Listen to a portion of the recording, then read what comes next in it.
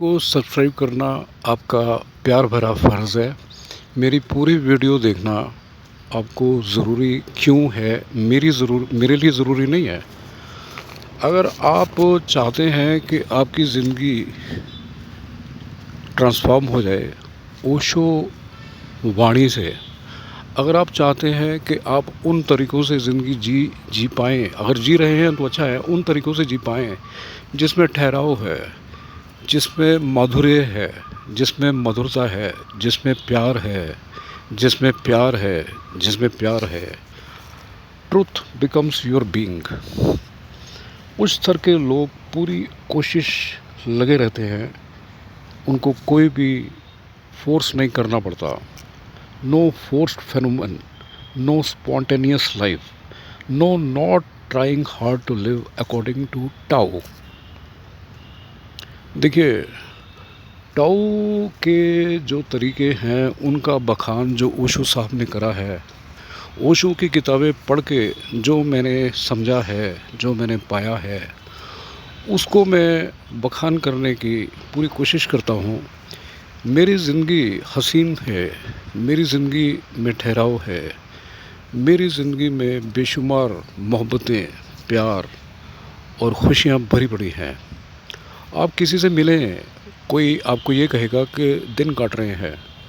मेरे पास इस तरह के लोगों का कोई भी लेश मात्र भी सुनने को नहीं है, क्योंकि इस तरह के लोग मेरे पहचान के नहीं हैं और ना मैं पहचान के रखता हूँ। मेरे को तो कोई भी मिलता है खिला हुआ मिलता है, मेरे को तो कोई भी मिलता है हसीन मिलता है, मेरे को तो कोई भी मिलता है ये वर्ड नहीं यूज़ करता मैं बिज़ी हूँ। No effort, no ego, no desire, no desire to achieve truth. You need to drop all that, drop all efforts. Krishnamurti ने भी यही बोला है, टाओ के मुताबिक जीने के लिए कोई एफर्ट नहीं चाहिए। जैसे कोई आर्टिस्ट है उसने आर्ट करने की बहुत टेक्निक 10 साल में 12 साल में सीखी होगी, और आज अगर उसको कुछ अपनी ज़िंदगी में ट्रांसफॉर्मेशन चाहिए तो टाओ के तरीके अपनाने की खातिर उसको पुरानी जो उसने आर्ट सीखी है वो भुलानी होगी 12 साल में 15 साल में जो उसने आर्ट की टेक्निक सीखी है, ब्रश करने से, रंग लगाने से, वो तरीके उसको भूलने होंगे, और भूलने में उसको 5 साल, 6 साल, 7 साल, 8 साल लगेंगे ऐसे ही कोई म्यूज़िक सीखा हुआ होगा, उसने गिटार से, वायलिन से, सैक्सोफोन से जो भी सीखा है उसको भुला देना होगा तभी वो टाओ के तरीक़ों से ज़िंदगी जी पाएगा। First learn a thing, second you forget it आपने तो अब तक ये सोचा होगा, आपने या किसी ने भी ये सोचा होगा कि ज़िंदगी में जीने के लिए बहुत कुछ सीखना पड़ता है, लेकिन टाओ का एक अपना नज़रिया था। उस नज़रिए से प्रभावित होके ओशो ने जो बातें कही हैं वो मुझे तो बहुत पसंद आई है, और मुझे ही नहीं दुनिया में करोड़ों करोड़ लोगों को, और पर्टिकुलरली बिलियनर्स को, particularly I repeat my this line, billionaires को बहुत पसंद आई है।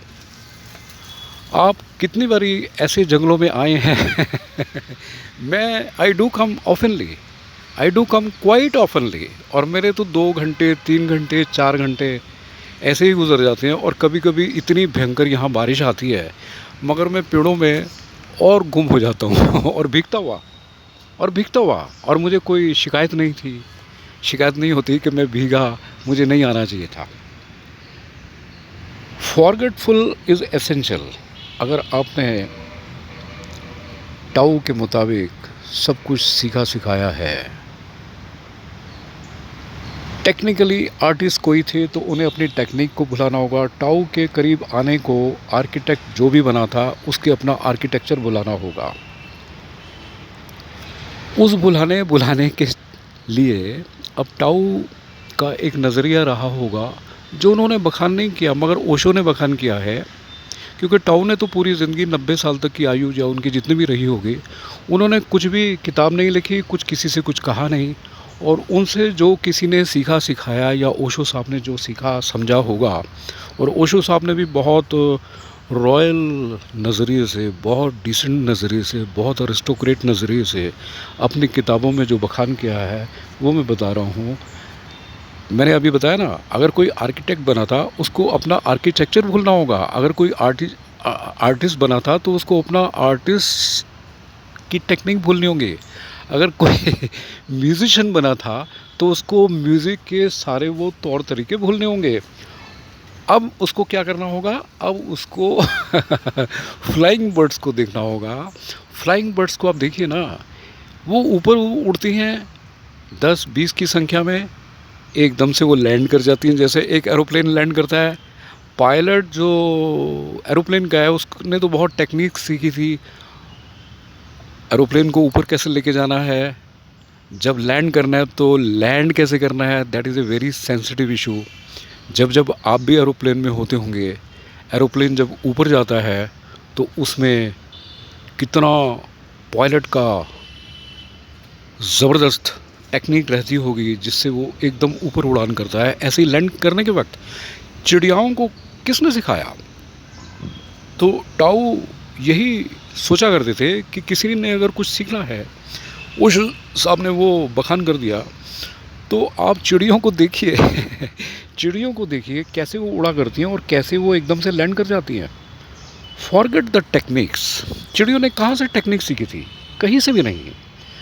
नो वायलिन, कोई वायलिन नहीं चाहिए, कोई गिटार नहीं चाहिए, कोई ब्रश नहीं चाहिए, कोई कैनवस नहीं चाहिए, कुछ भी नहीं कुछ भी तो नहीं चाहिए।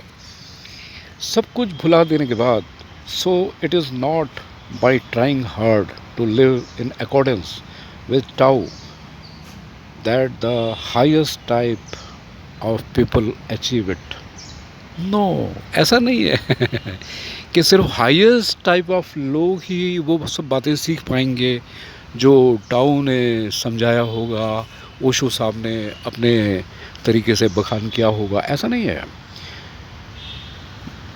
एक ही बात है, एक ही बात है, एक ही बात है, एक ही बात है, एक ही बात है। Live in accordance with nature, no effort is needed, it is like floating in water अगर किसी ने स्विमिंग भी सीखी है, मैं एग्जांपल देके बता रहा हूँ ना, मैं गंगा की लहरों में अगर हरिद्वार में हूँ तो मैंने बहुत तैराक जो लोग हैं उनको भी मैंने देखा है, उन्होंने पहले बहुत तैरना सीखा होगा, मगर वो जब ऊपर से डुबकी मारते हैं नीचे 10-12 फीट की ऊंचाई से नीचे डुबकी मारते हैं, तो वो अपने हाथों को पाँव को बगैर छटपटाए, बगैर कुछ किए बहते रहते हैं। दे float simply with the nature. जहाँ उनको वो गंगा की लहरें ले जाती हैं वो जाते जाते हैं, and they are happy and they don't want to come out of the water because they love it, they are enjoying with the nature. A river can not destroy the wave. अब इस बात को भी तो समझिए ना, a river will never destroy the wave. और अगर आप वेव के साथ बह गए तो आप तो आनंदित होंगे। अब दो तरह की दुनिया है, एक तरह की वो दुनिया है जो जी है लाओ टजू ने, CHVANG चौवांग टजू, लेह टजू LIEH लाओ टजू, गौतम बुद्धा, महावीरा, बौद्धि धर्मा। टोटल डिफरेंट हिस्ट्री इन लोगों की, तो बिल्कुल एक अलग तरह की दुनिया थी। नॉन डूअर, कुछ भी करने को नहीं है, लाइक लीफ। मैं जैसे यहाँ जंगल में हूँ, मैं अगर किसी पेड़ के नीचे बैठ जाता हूँ तो कुछ लम्हों के बाद कोई पीला पत्ता टॉप ऑफ द ट्री नीचे गिरेगा, इधर झूलेगा, उधर झूलेगा, आगे झूलेगा, पीछे झूलेगा और वो धरती में समा जाएगा। इस चीज़ को सोच के, देख के लाओ टजू के दिल दिमाग में बहुत परिवर्तन आए, मेरे में भी आएंगे, आ गए, आ गए like a leaf, A state of non doing, A state of non doing. मैंने इतनी सारी जो आपको बातें बताई हैं, इतने सारे जो उदाहरण दिए हैं, ज़िंदगी में खूबसूरती से जीने के लिए बहुत कुछ करने की ज़रूरत नहीं है। I repeat my this line, ज़िंदगी में खूबसूरत ढंग से जीने के लिए बहुत होशियार होने की, बहुत चालाक होने की, लोमड़ी की तरह से ज़रूरत नहीं है। ज़िंदगी में खूबसूरत ढंग से जीने के लिए, ठहराव से जीने के लिए, आनंदित होकर जीने के लिए, हेल्दी पिंक ऑफ हेल्थ में जीने के लिए सिर्फ़ सिर्फ़ और सिर्फ़ इन पेड़ों के नीचे आके अगर कोई बैठ जाएगा, उसको पता लगेगा कि पहले पेड़ों के पास ना आने की उसको क्या सज़ा मिलती थी। क्या सज़ा मिलती थी। अब पेड़ों के नीचे बैठ के जो सुहाना आनंद आता है, जो एक हसीन वादियों में गुम होने की एक आदत बन जाती है, अगर इधर मैं ना आऊँ तो मुझे लगता है कि मैं बहुत कुछ खो बैठा हूँ। Because I am not only after money, I am after money but but up to some extent, है ना?